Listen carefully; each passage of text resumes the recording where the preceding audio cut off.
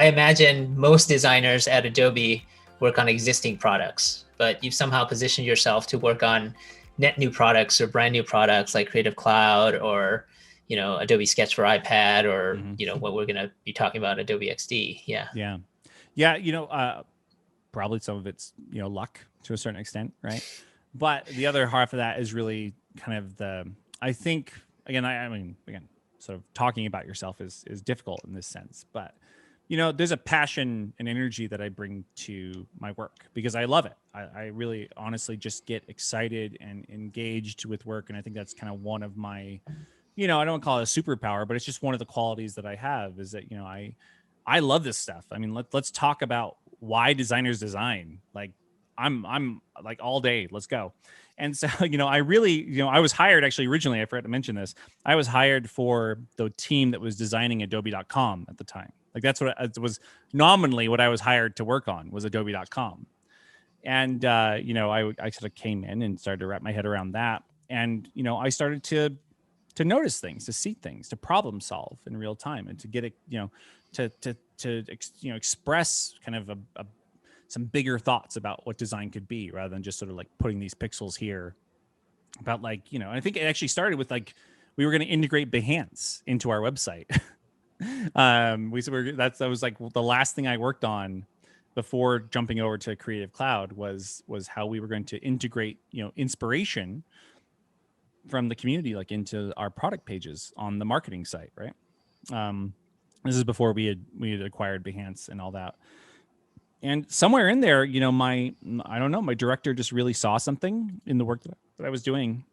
And about 2 months in, he pulled me aside and said, I want you to work on this thing. We're not really, we're basically, we're going to move all of our products to online, and he's like, you seem, you think a lot about how people are designing and where they're going. And I had also at the time also brought Dropbox to my team. The team was using an internal server, like on a like tower, like stashed beneath somebody's desk.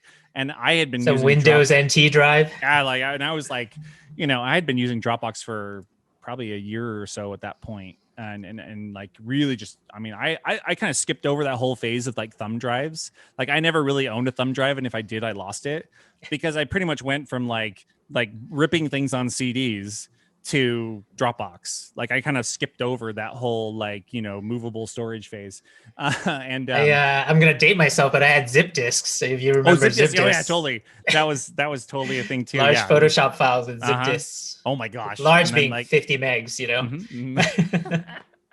Classic. And so like I had brought some changes into like how we were working, and I think there was a sort of combination of all that stuff and like in the sort of timing of the opportunity. He sort of pulled me aside. He's like, hey, why don't you go? I want you to come work on this. And like I think from that moment, like that's when I started to, again, like I came in at I think they hired me at like just a designer level, and of course my experience I think was definitely in terms of like just my capabilities was definitely above that.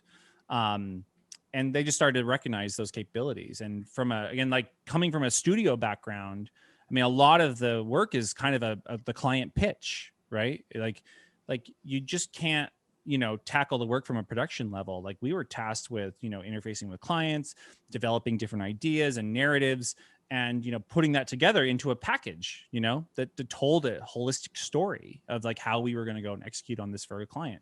And I think it was those skills that really kind of set me up for working on like new like R&D initiatives, things that were in the early phases of development, things that I could really get in there and synthesize research, put it into a story, an end-to-end story that could resonate with people. And I think that's what they recognized in me at that time. And pretty much that's kind of the role that I've really played kind of since then. It's only, I think XD's been the team I've been on the longest because most of the time I will have been working on a team, and for a variety of reasons, one thing and lead to another, and I'm I'll be asked to develop another sort of project, and then I would go and do that. So yeah, it was but at saying all that, like in a way, I still feel like I've been working on the same thing since I joined, which was thinking about how our work has changed and how it's going to continue to change. And then really trying to chart a path that helps build tools that really, again, helps us work faster, better, smarter. Because honestly, at the end of the day, I have no patience for tools or patience for my own self sometimes. I'm always on the lookout for how to do things better, how to improve my process, hone my craft.